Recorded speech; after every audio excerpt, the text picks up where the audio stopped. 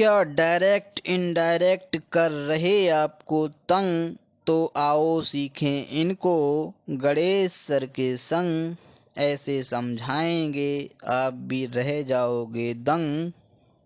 लेकिन वीडियो पूरा देखें, ना पड़े बीच में रंग में भंग। तो दोस्तों हम इसमें पढ़ने वाले हैं जो आपका रूल नंबर पहला होता है, यानी कि जब रिपोर्टिंग जो वर्ब होती है हमारी प्रेजेंट या फ्यूचर टेंस में हो। किसमें? प्रेजेंट या फ्यूचर टेंस में हो, तो जो रिपोर्टेड स्पीच होता है उसका जो टेंस होता है उसमें कोई बदलाव नहीं होता है, लेकिन उसमें जो पर्सन आते हैं उनमें बदलाव हो जाता है और नहीं भी होता है। वो कब नहीं होता है और कब होता है वो हम लोग अच्छे से समझने का प्रयास करेंगे। तो दोस्तों आप कितने भी कमज़ोर हों, आपका कोई भी टीचर आपको समझा नहीं पाया या आप समझ नहीं पाए और आपने हार मान ली है, तो निश्चित रूप से ये वीडियो आपके लिए बहुत ही लाभकारी होने वाला है, क्योंकि इस वीडियो को देखने के बाद आप ये नहीं कहेंगे कि डायरेक्ट इनडायरेक्ट मुझे समझ में नहीं आते हैं। ठीक है, तो चलिए देखते हैं।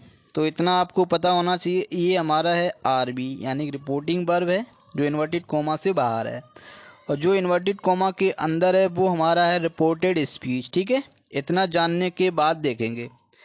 तो देखो यहाँ ध्यान दीजिए, यदि आपकी जो आरबी है उसमें ऑब्जेक्ट ना हो, पहली बात, और दूसरी बात ये है कि जो आरएस है वो हमारा असर्टिव सेंटेंस हो। असर्टिव से तात्पर्य ये है कि हमारा सब्जेक्ट से शुरू हो और लास्ट में फुल स्टॉप हो, तो क्या करते हैं?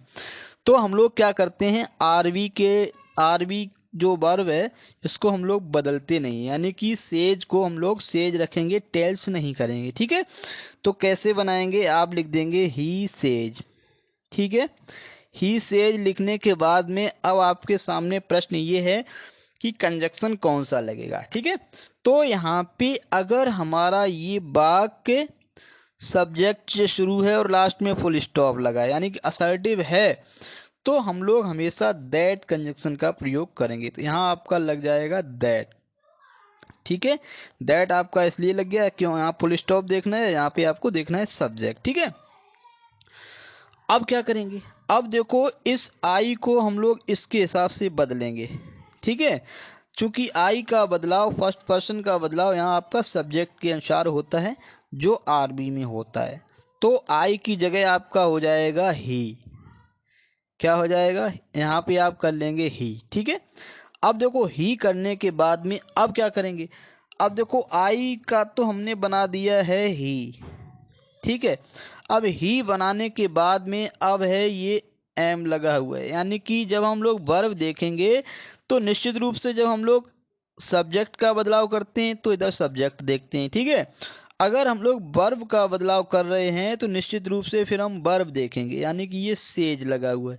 तो अब यहीं से हमको जान लेना है कि ये हमारा जब प्रेजेंट टेंस में हो, प्रेजेंट या फ्यूचर टेंस में हो, तो इधर वाले का टेंस नहीं बदलते हैं। आपने देखा इसमें ये हमारा प्रेजेंट टेंस में कैसे जान लिया, इसमें आपका क्रिया में एस लगा हुआ है, तो क्रिया में एस लगा हो, ईएस लगा हो या फिर क्रिया का फर्स्ट फॉर्म हो, तो वो हमारा होता है प्रेजेंट इंडेफिनिट।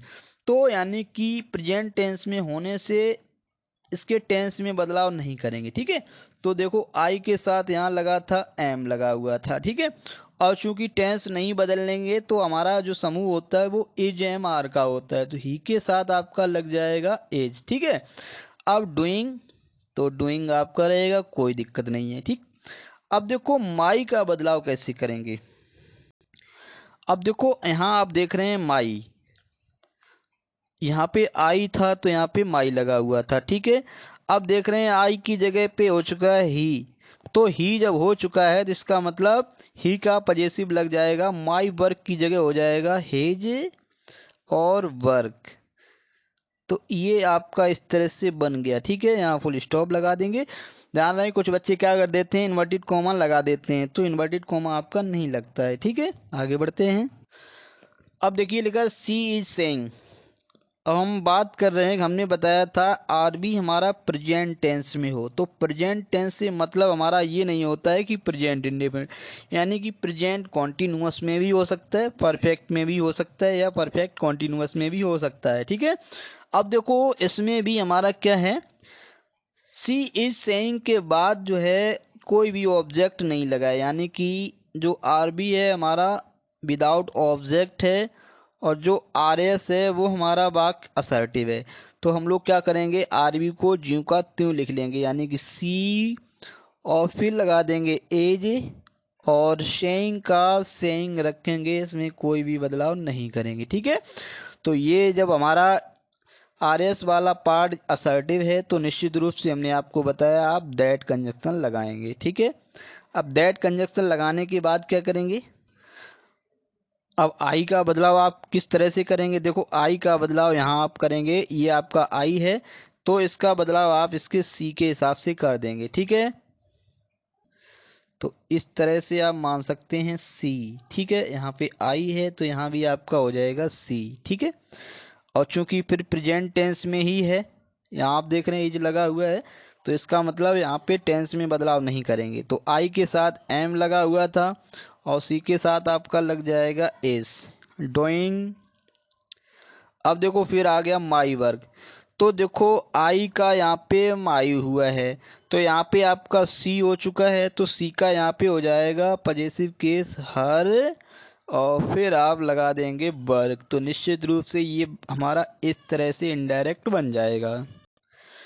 अगले को हम लोग देखेंगे, यहाँ लिखा राम हैज सेट। ठीक है, तो इस बार ये हमारा दिया है प्रेजेंट परफेक्ट टेंस में दी है आरबी, लेकिन हमारा कहना चाहिए जो टेंस है वो प्रेजेंट ही है, तो वही नियम यहाँ भी लागू रहेगा, यानी कि जब आरबी हमारी प्रेजेंट टेंस में है तो राम हैज सेड ही रखेंगे, क्योंकि इसमें भी ऑब्जेक्ट नहीं है। ठीक है, तो हमने आपको बताया कि आरबी में हमारा ऑब्जेक्ट ना हो और ये आर एस वाला पार्ट हमारा असर्टिव हो, तो हम लोग इसको वैसा ही लिख लेते हैं, सेड को हम लोग टोल्ड में नहीं करते हैं। ठीक है, अब देखो फिर आपका असर्टिव होने की दशा में हम लोग आपको क्या बताए, दैट कंजक्शन लग जाता है। ठीक है, तो दैट लग जाएगा, फिर आई का बदलाव देखो यहाँ के हिसाब से हो जाएगा, तो राम हमारा चूंकि पुल्लिंग है तो राम के लिए आपका आ जाएगा आई की जगह ही आ जाएगा। ठीक है, अब आई के साथ देखो हैव लगा हुआ था, तो ये फिर से हमारा किस में है, देख रहे ये हैज लगा हुआ है तो प्रेजेंट टेंस में,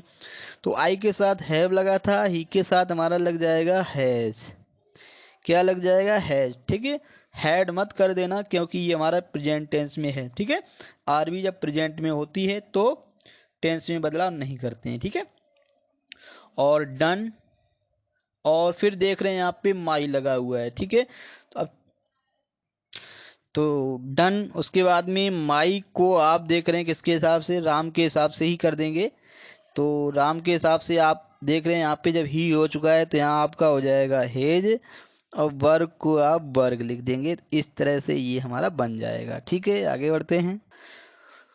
अगला देखिए दे से, फिर देखिए आरबी हमारी प्रेजेंट टेंस में, अगर क्रिया का फर्स्ट फॉर्म होता है तो क्या होता है, वो हमारा प्रेजेंट इंडेफिनिट होता है, जैसा कि आपको पता ही हमारा जब प्लूरल होगा तो प्लूरल के साथ प्लूरल वर्ब भी लगती है। ठीक है, तो यहाँ भी आप वैसा ही कर देंगे, यानी कि दे से ही लिख देंगे। क्यों लिख देंगे, क्योंकि ये वाला जो वाक्य है वो हमारा असर्टिव है, सब्जेक्ट से शुरू हो रहा है, लास्ट में आपका फुल स्टॉप लगा हुआ है। ठीक है, अब देखो फिर आप वही करेंगे, कंजक्शन भी आप क्या लगाएंगे, दैट कंजक्शन लगा देंगे। ठीक है, दे से यानी वो कहते हैं, दैट का मतलब होता है कि। अब देखो ये फिर हमारा फर्स्ट पर्सन है, तो फर्स्ट पर्सन हमारा सब्जेक्ट के अनुसार, तो वी को हम लोग यहाँ बदल देंगे दे में, किसमें बदल देंगे, दे में। ठीक, और प्रेजेंट टेंस में है तो टेंस यहाँ बदलाव नहीं होगा, अब दे के साथ भी हमारा क्या लग जाएगा, आर ही लग जाएगा। ठीक है, क्योंकि दे हमारा बहुवचन होता है, और फिर देखो डूइंग आपका हो जाएगा। अब देखो अवर है यहाँ पे, जब ये बी का पजेसिव केस होता है, जब बी की जगह हमारा दे हो चुका है तो यहाँ आपका दे का पजेसिव केस लग जाएगा दियर, क्या लग जाएगा, दियर, और वर्क को आप वर्क लिख देंगे, ठीक है। लास्ट में फुल स्टॉप भी लगा देंगे और आगे बढ़ जाएंगे। इसमें भी आप देखेंगे, इसमें आपका लिखा है विल से।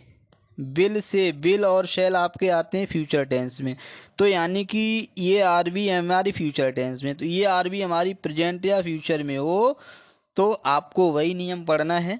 तो आप इसको भी ऐसे ही लिख देंगे, रमा विल और से ही रख देंगे, यहाँ पे टेल नहीं करेंगे। कारण क्योंकि आरबी में हमारा ऑब्जेक्ट नहीं है, आरबी में ऑब्जेक्ट ना हो और जो आरएस है वो हमारा असर्टिव हो, तो हम लोग क्या कर देते हैं, तो हम लोग इस से को टेल में नहीं बदलते हैं, ठीक है। और फिर आपका दैट कंजक्शन यहाँ भी लग जाएगा। अब देखो ये जो आई है इसके हिसाब से तो रमा हमारी स्त्रीलिंग है, तो स्त्रीलिंग के लिए आपका आता है सी, ठीक है।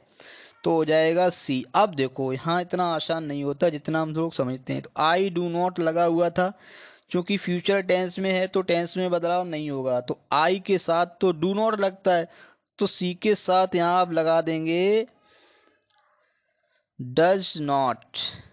इसको हम लोग डजंट भी लिख सकते हैं, ठीक है, डजंट। और उसके बाद में आप लगा देंगे लाइक और सिंगिंग का सिंगिंग लिख देंगे, ठीक है। कोई इसमें दिक्कत नहीं है, पूरा आपको समझ में आ रहा होगा। लास्ट वाला वाक्य और हम लोग देखते हैं। तो यहाँ देखो थोड़ा आपको समझना है, आई सेल लगा है जिसका मतलब ये भी हमारा फ्यूचर में है। तो आप देख रहे हैं आई सेल और उसके बाद में आप से का से लगा देंगे। क्यों लगा देंगे, क्योंकि इसमें भी आपका ऑब्जेक्ट नहीं है और इधर वाला वाक्य हमारा ये असर्टिव है, ठीक है। अब देखो आई का बदलाव सब्जेक्ट के हिसाब से, तो सब्जेक्ट यहाँ पे आई है इसलिए आई का बदलाव बिल्कुल नहीं होगा। दैट कंजक्शन तो आपका लगेगा ही लगेगा, क्योंकि हमने आपको बताया है जब यहाँ पे ये वाक्य असर्टिव हो तो दैट कंजक्शन लगाते हैं। तो यहाँ पे आई हो जाएगा। अब टेंस में कोई बदलाव नहीं हुआ है, सब्जेक्ट में कोई बदलाव नहीं हुआ है, तो यानी कि यहाँ आपका डू नॉट लगा रहेगा, डू नॉट लाइक। और उसके बाद में आप बैड बॉयज लगा देंगे, ठीक है। और इसके बाद में ये हमारा फुल स्टॉप लगाने के बाद पूरा हो जाएगा, ठीक है। इसमें इतना ही पढ़ेंगे।